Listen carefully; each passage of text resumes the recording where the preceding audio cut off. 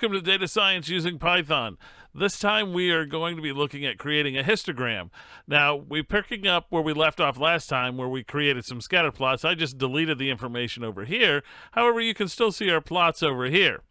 Last time what we needed to do was we needed to add this particular line in here because we're dealing with plots again, and we need to make sure that that information is available about plotting to Python. So if it doesn't read it in, it's not going to know where it is, and right now it has a little flag by it saying, oh wait, you haven't done anything with this. So what we're going to do is we are just going to work with our data frame that we've been looking at. So I'm going to come back over here to Variable Explorer. Notice it has our column names here, diameter, weight, and volume. So let's make a histogram at least for one of these. So DF1 is where the data is. I'm going to subset it right here. So I'm going to use the diameter, and then I'm just going to come over here and do plot, and inside of this I'm going to put in the kind of plot that I want, and this is going to be hist for histogram. And then here I'll do PLT show, open parentheses, close parentheses. Now this should do everything we need it to do. Now I've already read in the data, but you can run this again if you want. So let's put some comments in here. So create a histogram of diameter. And if I run this bit here, it looks like nothing happened. But remember, it's over in the plots window. Right here's our histogram. So it shows you the frequency that occurs, and it shows you sort of the bins that it's set up. Not sort of, it is. And what you should always do is, if you're taking a statistics class, put down the 4 things that people are looking for. For one, they are looking for the shape.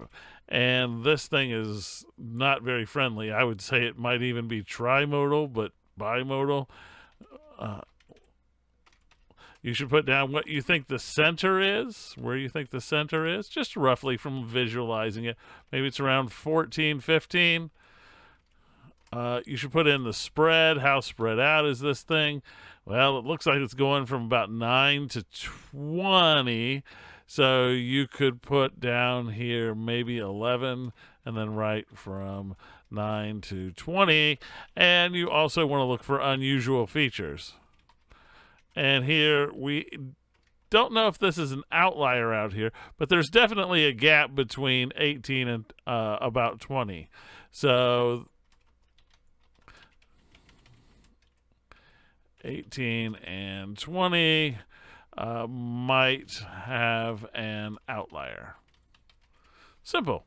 You just write that down, and this is what somebody would be looking for. It's also good to leave notes to yourself if you're doing your own analysis, because you don't want to have to constantly run back through everything.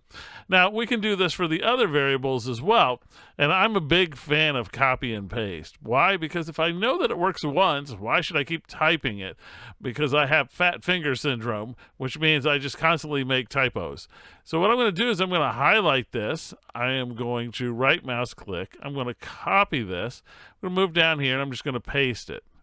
Now, there were other variables in there. So one of them was height. And if I do this, I can, I need to change my comment here because I'm changing it to height. But if I run this one, I'm going to get a different picture than what I had before. And here's what this looks like. And you can see, even more weird shaped than the other one. But anyway, you can again write down what you think the shape is. And I would say this is at least trimodal, right? There's lots of spikes. The center looks to be around 75 or so. Spread looks to be, goes from around 65 to 85, maybe 60 to 90. So is 30, put in here, 60 to 90. And the other thing we're looking for is unusual features. And there are just many modes is the only thing I would say. Lots of spikes. And you want to write this down, part of the reason you go through this and look at these for each variable is so that you can get some sense of what your data looks like and some sense of what to expect later. Now, I'm going to leave it to you to go through and do it for the one for volume, but it should be relatively straightforward, just a copy and paste exercise. And if you're taking a statistics class, don't be so brave as to not put down these 4 things. Your instructor is definitely looking for these 4 things because trying to get you to know what you should be gaining from looking at a picture. Yeah, you can make a picture, but what does the picture say to you? And why did we even make a picture other than to put it someplace? All right, so we're going to move on and we're going to start looking at how we can subset data more in the next video and probably the next couple videos. How do we really subset large data sets? Here we have a small one that's easy to work with, but what if we have a bigger one that's more difficult to work with? And that's what we'll do there. So see you there.